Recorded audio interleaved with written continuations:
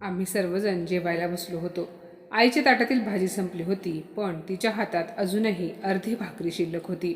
पण वहिनीला घाबरून आई भाजी मागायला कचरत होती. आईला असे वाटत होते की कोणीतरी तिला स्वतःहून म्हणावे की थोडीशी भाजी घे. मला आईच्या मनातील भाव समजले होते, पण आमच्या घरामध्ये कोणाचे एवढे धाडस होत नव्हते की वहिनीसमोर असताना स्वतः हाताने आपल्याला पाहिजे तेवढे अन्न घेता येईल. काही वेळाने आई हिंमत एकवटून वहिनीला म्हणाली, सुनीता, मला थोडी भाजी हवी आहे. आईचे बोलणे ऐकून वहिनीच्या कपाळावर आठ्या पडल्या. ती म्हणाली, बस करा आता. आधीच तुमची तब्येत खराब असते, ब्लड प्रेशर नेहमी वाढलेला असतो आणि हे वय आहे का तुमचे जास्त जेवण करण्याचे? अजून थोडी भाजी पाहिजे म्हणे. जेवढे खाल्ले आहे तेवढेच पुरेसे आहे तुमच्यासाठी. वहिनी असे बोलताना मी दादाकडे पाहिले तर दादा मान खाली घालून जेवत होता, जसे काही त्याला वहिनीचे बोलणे ऐकूच येत नव्हते. मग काय, आईने हात धुतला आणि ग्लासभर पाणी प्यायली. जणू काही पाणी पिऊन तिने तिची भूक शमवली. मला खूप वाईट वाटले, म्हणून मी वहिनीला म्हणालो, वहिनी, जेव्हा आई दिवसभर घरातील कामे करत असते तेव्हा तुम्हाला तिची तब्येत खराब असते हे जाणवत नाही का? जर आई अशीच भुकेल्या पोटी राहिली तर तिला रात्रभर झोप येणार नाही. तुम्ही तिला थोडीशी भाजी द्या. यावर वहिनी म्हणाली, तू तुझ्या आईची बाजू घेऊन बोलू नकोस. ह्या घरात जे काही चालले आहे ते मला दिसत नाही का? तू आणि तुझी आई घरात बसून फुकटचे गिळत असता. अरे, घरात लक्ष देण्यापेक्षा स्वतःच्या नोकरीचे आणि लग्नाचे बघ जरा. जेव्हा 4 पैसे कमावून आणशील तेव्हाच हे तोंड उघड. आला मोठा मला शहाणपण शिकवायला. मला बहिणीच्या बोलण्याचे खूप वाईट वाटले. मी गप्प बसलो. आई भुकेली होती ते मला पाहवत नव्हते, त्यामुळे मी माझे ताट उचलून आईसमोर ठेवले आणि म्हणालो, आई, तू जेवून घे. पण आई म्हणाली, नको केशव बाळा, माझे पोट भरले आहे. मग मी पुन्हा आईला म्हणालो, आई, जेव ग, मला माहिती आहे तू खोटे बोलत आहेस. तेव्हा वहिनी माझ्याकडे रागाने पाहत होती. माझे बोलणे ऐकून वहिनीच्या तळपायाची आग मस्तकात गेली. तिने लगेच आईच्या समोरचे ताट उचलून घेतले आणि म्हणाली, मी आता काय बोलले ते समजले नाही का? मी म्हणाले होते ना की आता यांना जास्त जेवण द्यायचे नाही म्हणून. मग तू माझ्या विरुद्ध का वागतो आहेस?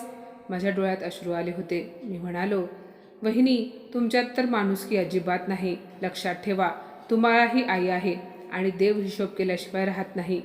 माझे बोलणे ऐकून वहिनी जोरजोरात रडायला लागली. ती म्हणाली, हे बघ अजय, तुझा भाऊ काय बोलतोय ते. माझ्याशी उद्धटपणे बोलतोय आणि तू गप्प आहेस. अरे, इथे माझ्या आईला मध्ये आणण्याची काय गरज होती? दादाने माझ्याकडे रागाने पाहिले आणि तो म्हणाला, केशव, आत्ताच्या आत्ता तुझ्या वहिनीची माफी माग. मी म्हणालो, वा दादा. एवढा वेळ वहिनी आईसोबत आवाज चढवून जे काही बोलत होती तेव्हा तर तू मुका आणि बहिरा होऊन बसला होतास. मग आता अचानक तुला कसे जाणवले की माझे कुठेतरी चुकते आहे म्हणून? दादा, तू किती बदललास रे, असा नव्हतास तू. अरे माझे सोड, तुला तर आता आपल्या आईची सुद्धा काळजी नाही. तू जोरूचा गुलाम झाला आहेस. दादा उठून उभा राहिला आणि म्हणाला, मी आतापर्यंत तुझे खूप ऐकून घेतले. आत्ताच्या आत्ता निघ इथून. यातच तुझे भले आहे, नाहीतर माझ्यापेक्षा कोणीच वाईट नसेल. आता मलाही खूप राग आला होता. मी म्हणालो, दादा, हे मात्र खरे आहे की तुझ्याशिवाय वाईट कोणीच नाही. मी असे बोलल्यावर दादाने मला एक कानशिलात भडकावली आणि धक्के मारून घराबाहेर काढले. मी हक्काबक्का होऊन घराबाहेर उभा होतो. आई म्हणाली, अजय, तू असं कसं वागू शकतोस? हे घर केशवचेही आहे. तुम्ही दोघे घराचे समान हिस्सेदार आहात. दादा म्हणाला, नाही, हे घर फक्त माझे आहे, कारण घर मी चालवतो. या घराचा टॅक्स, वीज बिल मी भरतो. आजपर्यंत ह्याने काय केले आहे घरासाठी? हे बघ आई, तुला जर तुझ्या दुसऱ्या मुलाची एवढी काळजी आहे तर मग तूही त्याच्यासोबत या घरातून निघून जा. मला घरामध्ये गोंधळ नको आहे आणि मी हे सहनही करू शकत नाही. असे म्हणून दादाने आईला देखील घराबाहेर काढले. मला माझ्या आईची काळजी वाटत होती. मी तर कुठेही, म्हणजे अगदी रस्त्यावरही राहिलो असतो, पण मी आता आईला कुठे ठेवणार होतो? मी खूप घाबरलो आणि म्हणालो, आई, तू घर सोडून यायला नको होतेस. ते सर्वात आधी बाबांचे घर आहे. तू उगाच माझ्यामुळे तुझ्या हक्काचे घर सोडले. मी आता तुला कुठे घेऊन जाऊ सांग? माझ्याकडे राहायला घरही नाही. माझे असे बोलणे ऐकून आई रडायला लागली. ती म्हणाली, ठीक आहे, मग मी मरून गेलेलेच चांगले आहे. मोठ्या मुलाने घराबाहेर काढले आणि आता तूही मला असा बोलत आहेस. मग आता तूच सांग, मी काय करू? आईकडे बाबांचा एक छोटासा फोटो होता. तो फोटो तिने तिच्या बटव्यातून बाहेर काढला आणि म्हणाली, तुम्ही मला का सोडून गेलात? ह्या अशा मुलांच्या भरवशावर मला सोडून जाण्याची काय गरज होती? आईचे असे बोलणे ऐकून मला खूप वाईट वाटले. मी आईला म्हणालो, आई, तू समजतेस तसा मी नाही आहे गं. माझी मजबुरी समजून घेण्याचा प्रयत्न कर.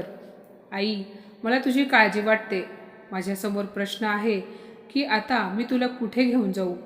माझ्यामुळे तुला झालेला त्रास मला पाहवणार नाही. आई म्हणाली, तू काळजी करू नकोस. आणि तू असे का म्हणतोय की तुझ्याकडे काही नाही आहे? अरे केशव बाळा, तुझ्यासोबत तुझी आई आहे. देव आपली नक्की मदत करेल. मग मी आईला घेऊन माझ्या एका मित्राच्या घरी गेलो, कारण मला त्यावेळेस काही सुचले नव्हते आणि हॉटेलमध्ये राहण्यासाठी माझ्याकडे पैसेही नव्हते. माझ्या मित्राने सुजयने मला आणि आईला आश्रय दिला. मी सुजयला म्हणालो, मी इथे फक्त 2 दिवस राहीन आणि मग इथून जाईन. तेव्हा सुजय म्हणाला, तू आईसोबत आला आहेस ना, मग तुला पाहिजे तेवढे दिवस राहा. मला ठाऊक होते की माझा मित्र माझ्यासारखाच आहे, कारण त्यालाही अजून नोकरी नव्हती. मला कुणावरही भार होऊन राहायचे नव्हते. त्यामुळे मी आईला माझ्या मित्राच्या घरी सोडून लगेच काम शोधण्यासाठी दुसऱ्या दिवशी सकाळीच घराबाहेर पडलो. खरे तर हे सर्व नशिबाचे खेळ असतात, कारण मी दादापेक्षा जास्त शिकलो होतो, पण मला नोकरी मिळत नव्हती. आणि दादा कमी शिकलेला असूनही एका हॉटेलमध्ये मॅनेजर म्हणून काम करत होता आणि त्याला त्याचा पगारही चांगला मिळत होता. माझी आई आता एका सुरक्षित ठिकाणी होती, त्यामुळे मी निश्चिंत होऊन सकाळी लवकर उठून नोकरी शोधण्यासाठी घराबाहेर पडायचो आणि रात्री 10 वाजता घरी यायचो. मी माझ्या मित्राकडे 2 दिवसांची मुदत मागितली होती, पण मला इथे येऊन 4 दिवस झाले होते आणि मला अजूनही नोकरी मिळाली नव्हती. आता मी खूप घाबरलो होतो. पुढे काय करावे सुचत नव्हते. मी अनेक ठिकाणी नोकरीसाठी अप्लाय केले होते. खूप ठिकाणी इंटरव्ह्यू देऊन आलो होतो, पण मला कुठेही नोकरी लागली नाही. मी थकून भागून रस्त्याच्या बाजूला असणाऱ्या बेंचवर बसलो, तेव्हा माझी नजर भिंतीवर लावलेल्या एका कागदावर पडली. त्यात लिहिले होते की एका हॉस्पिटलमध्ये शिपायाची आवश्यकता आहे. पगार 15,000 रुपये आणि तिथेच राहण्याचीही सोय होती. ते वाचून माझ्या डोळ्यात पाणी आले. मी स्वतःशीच बोललो की केशव, हा जॉब तुझ्यासाठी नाही, कारण मी MBA झालो होतो. मग MBA शिकलेल्या मुलाने शिपाई म्हणून नोकरी करावी का? पण त्या क्षणी मी काहीही विचार न करता उठून उभा राहिलो आणि त्या कागदावर लिहिलेल्या पत्त्यावर पोहोचलो, जिथे शिपायाची गरज होती. जेव्हा मी हॉस्पिटलमध्ये पोहोचलो आणि तिथल्या वॉर्ड बॉयला सांगितले की मी इथे शिपाई पदाच्या इंटरव्ह्यूसाठी आलो आहे, तेव्हा तो मला पाहून चकित झाला, कारण माझे राहणीमान आणि चेहऱ्यावरून मी चांगल्या घरातील आणि सुशिक्षित वाटत होतो. मला इंटरव्ह्यूसाठी डॉक्टरांकडे पाठवण्यात आले. डॉक्टरांनी माझा CV पाहिला होता. ते सुद्धा चकित झाले आणि म्हणाले, तू MBA केलेस आणि तुला शिपायाची नोकरी करायची आहे? ही जागा तर त्या लोकांसाठी आहे जे कमी शिकलेले असतात. मग मला सांग, तुला शिपायाची नोकरीच का करायची आहे? तेव्हा माझ्या डोळ्यात पाणी आले आणि मी म्हणालो, डॉक्टर साहेब, माझी मजबुरी आहे. मी बऱ्याच ठिकाणी इंटरव्ह्यू दिले आहेत, पण मला नोकरी मिळाली नाही. सर, सध्या मला नोकरीची खूप गरज आहे. मग ती नोकरी शिपायाची असली तरी चालेल. त्यामुळेच तर मी ही नोकरी करायला तयार झालो. डॉक्टर म्हणाले, ठीक आहे, मग तू उद्यापासून येऊ शकतोस. मला शिपायाची नोकरी मिळाली आणि राहण्यासाठी हॉस्पिटलच्या क्वार्टर शेजारी एक छोटीशी खोली देखील दिली. मला समजत नव्हते की मी या क्षणी आनंदी व्हावे की उदास. असो, मी घरी आलो आणि सुजयचे आभार मानले. मी सुजयला म्हणालो, सुजय, तू माझ्या कठीण काळात माझी खूप मोठी मदत केली. तुझ्या घरामध्ये मला आश्रय दिला. आता मी माझ्या आईला इथून घेऊन जाणार आहे. माझा मित्र म्हणाला, केशव, तू आता कुठे जाणार आहेस? तेव्हा मी त्याला सांगितले की मला हॉस्पिटलमध्ये नोकरी मिळाली आहे. यावर तो हसला आणि म्हणाला, तू मला मूर्ख समजू नकोस आणि हे सांग, तुला तिथे कशी नोकरी लागली? मी त्याला सांगितले की मला एका खाजगी हॉस्पिटलमध्ये शिपायाची नोकरी लागली आहे. माझे बोलणे ऐकून त्याच्या डोळ्यात अश्रू आले. तो म्हणाला, मित्रा, माझ्या घराचे दरवाजे तुझ्यासाठी सतत उघडे आहेत, पण तू स्वतःवर असा अन्याय करू नकोस. जोपर्यंत तुला चांगली नोकरी मिळत नाही तोपर्यंत तू माझ्या घरामध्ये राहू शकतोस. मी म्हणालो, मी तुझा आभारी आहे की तू एवढे दिवस मला तुझ्या घरी ठेवून घेतलेस. माझी आणि माझ्या आईची काळजीही घेतलीस.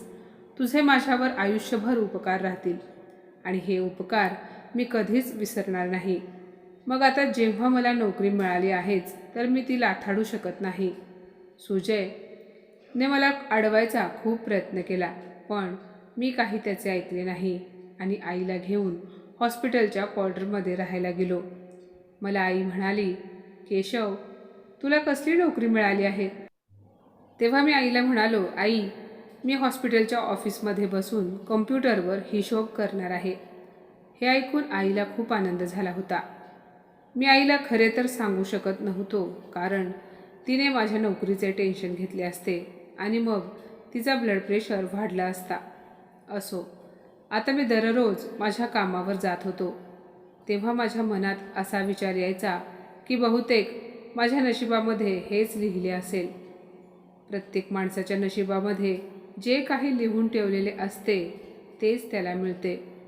बहुतेक म्हणूनच माझ्या नशिबामध्ये शिपायाचे काम करणे लिहिले होते. मी MBA झाल्यानंतर उगाच मोठमोठ्या ऑफिसमध्ये नोकरी करण्याची स्वप्न पाहत होतो. मी खूप मोठी स्वप्न पाहिली होती आणि ती स्वप्न सत्यात उतरण्याची शक्यता वाटत नव्हती. मी संपूर्ण महिना खूप चांगल्या प्रकारे काम केले. डॉक्टरांनी देखील ऑफिसमध्ये बोलावून माझे कौतुक केले आणि ते म्हणाले, तुझ्याबद्दल आमची काहीच तक्रार नाही. डॉक्टर पुढे म्हणाले, मी माझ्या एका मित्राला तुझी CV दिलेली आहे. त्याच्याकडून तुझ्या नोकरीबद्दल काही झालेच तर चांगले आहे, पण मला खात्री आहे की तुझ्या नोकरीचे काम होऊन जाईल. डॉक्टरांचे बोलणे ऐकून मी खूप खुश झालो. मी म्हणालो, डॉक्टर साहेब, जर असे झाले तर मी सदैव तुमचा ऋणी राहील. डॉक्टर हसले आणि त्यांनी माझ्या हातात 15,000 रुपये ठेवले आणि म्हणाले, हा घे तुझा पगार. माझा पगार झाला त्यामुळे मला खूप आनंद झाला. मी पटकन ते पैसे घेऊन डॉक्टरांच्या केबिनमधून बाहेर आलो आणि बाहेर एका खुर्चीवर बसून माझ्या पगाराचे पैसे मोजू लागलो. पैसे मोजत असताना माझ्या डोळ्यात अश्रू आले होते, कारण बाबा गेल्यापासून मी एवढे पैसे कधीच पाहिले नव्हते. मी पुन्हा पुन्हा त्या नोटा मोजत होतो आणि हा विचार करत होतो की सर्वात आधी घरात किराणा सामान भरायला हवा, कारण घरामध्ये खाण्यासाठी काहीच नव्हते. माझ्यासोबत कधीकधी आईही उपाशीच असायची. जेव्हा आम्ही आमच्या घरी होतो तेव्हा दादा आईला कमीत कमी 2 वेळेसचे जेवण तरी द्यायचा.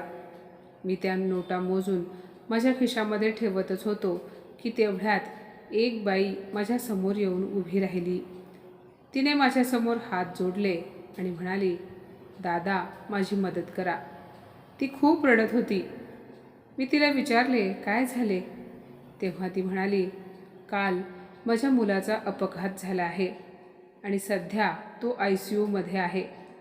त्याच्या ऑपरेशनसाठी मला पैशांची गरज आहे आणि माझ्याकडे तर काहीच पैसे नाहीत. मागच्या वर्षी माझे पती हे जग सोडून निघून गेले. आता मी फक्त माझ्या मुलासाठी जगते आहे आणि जर त्याला काही झाले तर मग मी कोणाच्या आधावर जगू? असे बोलून ती रडत होती.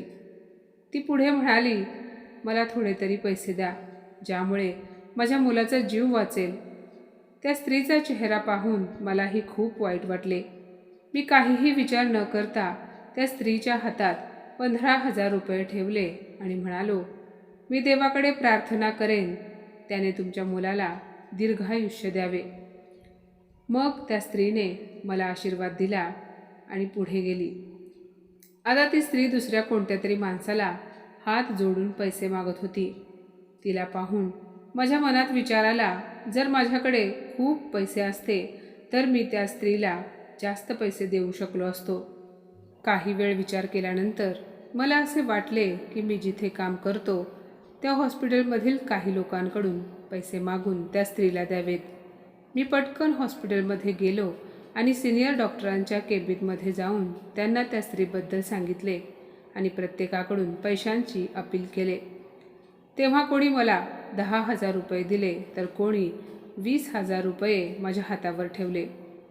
मी ह्या विचाराने खुश झालो, कारण जेव्हा मी हे पैसे त्या स्त्रीच्या हातात देईन तेव्हा तिलाही पैसे पाहून खूप आनंद होईल. मी तब्बल 60,000 रुपये जमा केले होते. मी बाहेर जाऊन पाहिले तर ती स्त्री रडत बसली होती. तेव्हा मी तिच्याकडे गेलो आणि ते सर्व पैसे तिच्या हातात दिले आणि म्हणालो, मी ज्या हॉस्पिटलमध्ये काम करतो त्या हॉस्पिटलमधील सिनियर्स डॉक्टरना मी तुमच्या मुलाबद्दल सांगितले. तेव्हा त्या सर्व डॉक्टर्सनी तुम्हाला मदत म्हणून हे पैसे दिले आहेत. आता तुम्ही हे पैसे त्या डॉक्टरांना द्या, मग ते तुमच्या मुलावर उपचार सुरू करतील.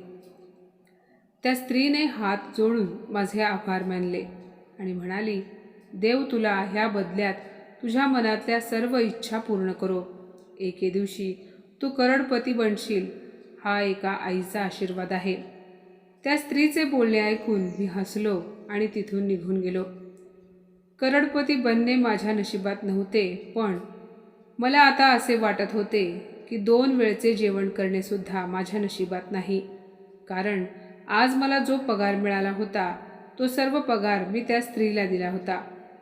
मी घरी गेलो तर आई माझी वाट पाहत बसली होती. मला पाहून ती म्हणाली, बाळा, तुझा पगार झाला ना? तेव्हा मी मान खाली घातली आणि आईला खोटे म्हणालो की आई, आज माझा पगार झाला नाही, उद्या होणार आहे, तू काळजी करू नकोस. आई ठीक आहे म्हणाली आणि रोजच्यासारखी डाळ भात खाऊ लागली. पण मी तिच्या चेहऱ्यावरचे भाव ओळखले होते. तिने खूप आशेने मला विचारले होते. मलाही मनातून खूप वाईट वाटत होते, पण मी तरी काय करू शकत होतो. असो, मी न खाता पिता तसाच झोपायला लागलो. आई मला म्हणाली, बाळा, हा डाळ भात खाऊन घे. तेव्हा मी आईला म्हणालो, आई, मला भूक नाही आहे. आईला ठाऊक होते की मी टेन्शनमध्ये आहे. तेव्हा आई म्हणाली, केशवा, काळजी करू नकोस. हे बघ, समोर आलेल्या अन्नाच्या ताटाला नाकारू नकोस. हेही दिवस सरतील. बाळा, तू बघशील देव आपल्याला खूप काही देईल, पण आधी तू थोडेसे खाऊन घे बघू. मी म्हणालो, आई, मला उगाच खोटे बोलू नकोस. मला नाही वाटत तू हे जे काही बोलतेस ते खरे होईल. आई म्हणाली, आजपासून माझ्यासमोर असा उदास चेहरा घेऊन बसायचे नाही. देवाच्या हातात सर्व काही असते. त्याला द्यायचे असते तो त्याला देतोच, आणि ज्याच्याकडून हिसकावून घ्यायचे असते तेव्हा ते हिसकावून घेतल्याशिवाय राहत नाही. आई अजून बोलतच होती की आमच्या घराचा दरवाजा कोणीतरी वाजवला. मी दरवाजा उघडला तर समोर 2 माणसे होती. त्यांनी महागातले सूट घातले होते. दोघांच्याही डोळ्यांवर गॉगल होते. त्यांच्या मनगटावर खूप महागडी घड्याळ होती. त्यांच्या मागे एक खूप मोठी गाडी उभी होती. मी म्हणालो, मी तुम्हाला ओळखले नाही. तेव्हा ते म्हणाले, काळजी करू नका, तुम्ही आम्हाला ओळखत नाही मिस्टर केशव, पण आम्ही तुम्हाला खूप चांगले ओळखतो. तुम्ही ह्या चाव्या घ्या आणि हा लिफाफा तुमच्याकडे ठेवून घ्या. मी म्हणालो, तुम्ही मला ह्या चाव्या आणि लिफाफा का देत आहात? तेव्हा ते म्हणाले, हे तुमच्यासाठी एक सरप्राईज आहे. तुम्ही असे करा की आज जाऊन आरामात सोप्यावर बसून ही चिठ्ठी वाचा, नाहीतर चक्कर येऊन पडाल. त्यांचे बोलणे ऐकून मी गोंधळलो आणि तो कागद घेऊन घरात आलो. माझे काळीज धडधड करत होते. मी ऐकले होते की श्रीमंत लोक चांगले नसतात. माहिती नाही हे लोक मला लिफाफा देण्यासाठी का आले होते. त्यांना माझ्याकडून काय हवे असेल हा विचार करत मी आत आलो. तेव्हा आई म्हणाली, बाळा, कोण आले होते? पण मी आईला काहीच बोललो नाही. आईने माझ्या हातात लिफाफा पाहिला. तेव्हा ती म्हणाली, हे काय आहे? मी म्हणालो, 2 अनोळखी माणसे येऊन माझ्या हातामध्ये हा लिफाफा देऊन गेली. मला ठाऊक नाही यात काय लिहिले आहे. आई म्हणाली, उघडून तर बघ बघू त्यामध्ये काय लिहिले आहे ते. मी म्हणालो, ठीक आहे. मी तो लिफाफा उघडला आणि वाचू लागलो. त्यात असे लिहिले होते की मिस्टर केशव, मी आज तुला जनरल हॉस्पिटलमध्ये पाहिले होते. तू तिथे एक शिपाई म्हणून काम करत आहेस. आजच तुझा पगार झाला, पण त्या सर्व पैशांची तू एका गरीब स्त्रीला मदत केलीस. आणि मग इतर स्टाफच्या समोर त्या स्त्रीच्या मदतीसाठी हात पसरला. मी हे सर्व पाहिले आणि ठरवले की तुझ्याबद्दलची सर्व माहिती काढायची. तेव्हा मला माहिती झाले की तू एक सुशिक्षित आणि तरुण मुलगा आहेस, पण तुझ्या भावाने तुला आणि तुझ्या आईला घरातून बाहेर काढले आणि तू त्या हॉस्पिटलमध्ये शिपायाची नोकरी करत आहेस. उद्या संध्याकाळी तू ह्या खाली लिहिलेल्या पत्त्यावर पोहोच. तिथे तुझ्यासाठी एक खूप मोठे सरप्राईज आहे आणि मग तुला ठाऊक होईल की ह्या चाव्या कशाच्या आहेत. हे सर्व वाचून मी खूप विचारात पडलो. मला अशा प्रकारे बोलवणारा कोण असेल? मला भीतीही वाटत होती. आजकाल अनेक ठिकाणी फ्रॉड चालू आहेत. लोक तर आमच्यासारख्या गरिबांना लुटण्याचेही सोडत नाहीत. आई म्हणाली, केशव, या पत्रात असे काय लिहिले आहे जे वाचून तुझ्या चेहऱ्यावर एवढे टेन्शन दिसत आहे? मी सर्व पत्र आईसमोर वाचून दाखवले. तेव्हा आईही घाबरली. ती म्हणाली, नाही केशव, तुला त्या ठिकाणी जाण्याची काही गरज नाही. आता 4 घास खाता येतील अशी नोकरी तुला मिळाली आहे, तर गुपचूप आपली ती नोकरी कर. त्यातच आपण दोघेही आनंदाने राहू. मी आईकडे पाहून होकारार्थी मान हलवली. आई म्हणाली, म्हणजे याचा अर्थ आज तुझा पगार झाला होता आणि ते पैसे तू एका गरजवंत स्त्रीला दिलेस. मी आईचे बोलणे ऐकून घाबरलो होतो, पण आईने माझ्या डोक्यावर हात ठेवला आणि मला म्हणाली, मला तुझ्यावर गर्व आहे केशव. मला तर असे वाटत होते की माझ्या संस्कारामध्येच काहीतरी दोष आहे, ज्यामुळे अजय माझ्याशी असा वागला. मीच तुम्हाला चांगले वाईट हे काही शिकवले नाही, पण आज जेव्हा मला समजले की तू एका गरीब स्त्रीची मदत केलीस, तेव्हा मला या गोष्टीची खात्री झाली की मी जे काही संस्कार दिले आहेत त्यात काहीही कमी नाही. तो अजय आणि त्याच्या बायको, त्या दोघांची नियतच तशी आहे. मी देवाचे आभार मानते की तू आज मला हा दिवस दाखवलास. मी आईचे बोलणे ऐकून स्मितहास्य केले. त्यानंतर सकाळी मी माझ्या कामावर पोहोचलो. माझ्यासोबत ती चिठ्ठीसुद्धा होती, पण माझी त्या पत्त्यावर जाण्याची इच्छा नव्हती, कारण मला खूप भीती वाटत होती. जर त्या माणसांनी माझ्यासोबत फ्रॉड करण्याचा प्रयत्न केला तर मग मी काय करू? मी माझे काम करत होतो. दुपारी ब्रेकमध्ये मी एका खुर्चीवर येऊन बसलो. माझे मन सारखे खिशातल्या चिठ्ठीकडे जात होते. मला असेही वाटत होते की मी तिथे गेल्यानंतर खरेच मला काहीतरी चांगले सरप्राईज मिळाले तर. ही संधी माझ्या हातून जाईल आणि तसेही फ्रॉड तर प्रत्येकासोबत होईल असे तर होऊ शकत नाही. आणि मग मी पुन्हा ती चिठ्ठी खिशातून बाहेर काढली आणि त्या पत्त्यावर पोहोचलो. तिथे जाऊन पाहिले तर ते एक खूप मोठे रेस्टॉरंट होते. मी आत गेलो तेव्हा मला पाहून तिथला चौकीदार म्हणाला, तुमचे नाव काय आहे? मी म्हणालो, माझे नाव केशव माने आहे. तेव्हा तो चौकीदार मला म्हणाला, अच्छा, तो जनरल हॉस्पिटलवाला? तेव्हा मी होकारार्थी माझी मान हलवली. तो चौकीदार मला म्हणाला, आतमध्ये बॉस तुमची वाट पाहत आहेत. चला, मी तुम्हाला त्यांच्याकडे घेऊन जातो. मग मी त्याच्या मागे चालत गेलो. पुढे गेल्यानंतर तो तिथल्या एका सेक्रेटरीला म्हणाला, मॅडम, यांना बॉसकडे घेऊन जा. मग ती सेक्रेटरी मला बॉसकडे घेऊन गेली. त्या बॉसच्या खोलीमध्ये गेल्यानंतर त्याने माझ्याकडे पाहिले आणि तो मला म्हणाला, अरे, आलास तू? खूप वेळ झाली मी तुझी वाट पाहत होतो. मी घाबरून त्याच्याकडे पाहिले तेव्हा ते म्हणाले, तू मला ओळखत नाहीस, त्यामुळे आधी मी तुला माझी ओळख करून देतो. मी शेठ रमण आहे. आणि मी ह्या रेस्टॉरंटचा मालक आहे आणि मला माझे हे रेस्टॉरंट तुझ्या नावावर करायचे आहे. त्या शेठजींचे बोलणे ऐकून मी आश्चर्यचकित झालो आणि म्हणालो, शेठजी, तुम्ही माझी ही असली कसली चेष्टा करत आहात? तेव्हा ते म्हणाले, मी तुझ्यासोबत कसलीच चेष्टा करत नाही आहे. तुझा स्वभाव मला आवडला, तुझी नीयत मला आवडली आणि म्हणूनच मी तुला हे सर्व देत आहे. त्यांचे बोलणे ऐकून मी अवाक होऊन म्हणालो, शेठजी, कोणाचा स्वभाव किंवा नीयत आवडली म्हणून असे कोणी त्यांची एवढी मोठी प्रॉपर्टी त्याला देऊन तर टाकत नाही ना. मग तुम्ही? तेव्हा ते शेठजी म्हणाले, हे बघ केशव, मला मूल बाळ नाही आणि 3 वर्षांपूर्वी माझ्या पत्नीचे निधन झाले आहे आणि आताही मला एक खूप मोठा जीवघेणा आजार झाला आहे आणि माझे वय पाहता मला वाटत नाही की माझे शरीर मला आता साथ देईल.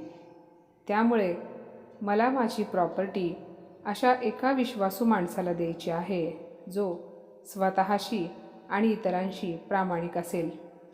मी अशा खूप लोकांची परीक्षा घेतली, पण ते सर्व लोभी निघाले. आणि एके दिवशी मी जेव्हा हॉस्पिटलमध्ये आलो जिथे तू काम करतोस, तेव्हा मी तेथील डॉक्टरांना तुझ्याविषयी बोलताना ऐकले की तू खूप इमाने इतबारे काम करतोस. तेव्हा मी माझ्या एका माणसाला तुझी सर्व माहिती काढण्यासाठी सांगितले. तेव्हा मला समजले की तुझ्या भावाने तुला आणि तुझ्या आईला घराबाहेर काढले. तू उच्च शिक्षित असूनही आईची जबाबदारी खांद्यावर असल्यामुळे शिपायाचे काम करतोस.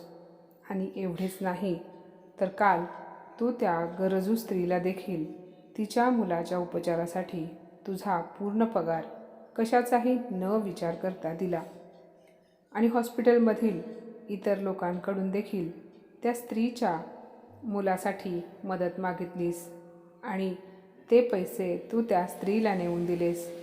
केशव, तू माझे मन जिंकले आहेस बेटा. आणि आजकालच्या जमान्यात तुझ्यासारखी माणसे खूप कमी आहेत. मी विचार केला, जर तू एवढ्याशा पैशांमध्ये एखाद्याची निस्वार्थीपणाने मदत करू शकतोस, तर जेव्हा तुझ्याकडे जास्त पैसे येतील तेव्हा तर तू किती लोकांची मदत करशील. मी त्या स्त्रीला 15,000 रुपयांची मदत केली होती, पण त्या देवमाणसाने त्याची 15 करोड रुपयांची प्रॉपर्टी माझ्या नावे केली होती. माझ्या डोळ्यांमधून अश्रूंच्या धारा वाहू लागल्या. काही महिन्यांनी शेठजींचे निधन झाले, पण जोपर्यंत ते जिवंत होते तोपर्यंत मी त्यांची खूप काळजी घेतली. शेठजीनंतर मी त्या कंपनीचा बॉस झालो होतो. तेव्हा एके दिवशी मी हे पाहून चकित झालो की मॅनेजर्सच्या लाईनमध्ये माझा मोठा भाऊही उभा होता. माझा भाऊ ज्या रेस्टॉरंटमध्ये मॅनेजर होता, आज मी त्याच रेस्टॉरंटचा बॉस होतो. माझा भाऊ देखील मला पाहून चकित झाला, पण मी त्याला पाहून न पाहिल्यासारखे केले आणि माझ्या केबिनमध्ये गेलो. तेव्हा तो माझ्या मागोमाग केबिनमध्ये आला आणि मला म्हणाला, अरे केशव, तू ह्या रेस्टॉरंटचा मालक कसा झालास? हे कसे झाले? तेव्हा मी त्याला म्हणालो, मी तुझा बॉस आहे, त्यामुळे मला केशव नाही तर बॉस म्हणायचं. तेव्हा माझ्या भावाचा चेहरा पडला. तेव्हा तो मला पुन्हा म्हणाला, अरे, आपल्यात कितीही मतभेद झाले तरी आपण दोघे सख्खे भाऊ आहोत. मग तू तुझ्या सख्ख्या भावाशी असा वागणार आहेस का? मी म्हणालो, अरे, खूप लवकर जाणवले तुला की आपण दोघे भाऊ आहोत म्हणून. मग त्या दिवशी मला आणि माझ्या आईला धक्के मारून घराबाहेर काढताना हेच भावाचे नाते कुठे गेले होते? तेव्हा अजय म्हणाला, केशव, जुन्या सर्व गोष्टी विसरून जा. मी म्हणालो, यापुढे मला तुझ्या तोंडून भाऊ असे शब्द ऐकायचे नाहीत, नाहीतर मी तुला कामावरून काढून टाकेन. माझे बोलणे ऐकून भाऊ घाबरला होता. तो लगेच माझ्या केबिन बाहेर गेला. मी माझ्या आयुष्याकडून एक शिकलो आहे की कधीच फक्त स्वतःचा विचार करायचा नाही. आपल्याला होईल तेवढी इतरांची मदत करायची. आणि मग मी जेव्हापासून त्या रेस्टॉरंटचा मालक झालो तेव्हापासून मी अनेक गरजू लोकांना मदत करत आहे. गरीब मुलामुलींच्या शिक्षणाची जबाबदारी देखील घेतली आहे. आणि हे सर्व पाहून आज माझी आई एवढी आनंदी आहे की ती नेहमी म्हणते की देवाने प्रत्येक माऊलीच्या पोटी माझ्या केशवसारखाच मुलगा द्यावा. तर माझ्या मित्रमैत्रिणींनो, आजची ही कथा तुम्हाला कशी वाटली कमेंटमध्ये नक्की सांगा. आणि अशाच नवनवीन कथा ऐकण्यासाठी प्रज्ञा मराठी स्टोरीजला नक्की सबस्क्राईब करा. धन्यवाद.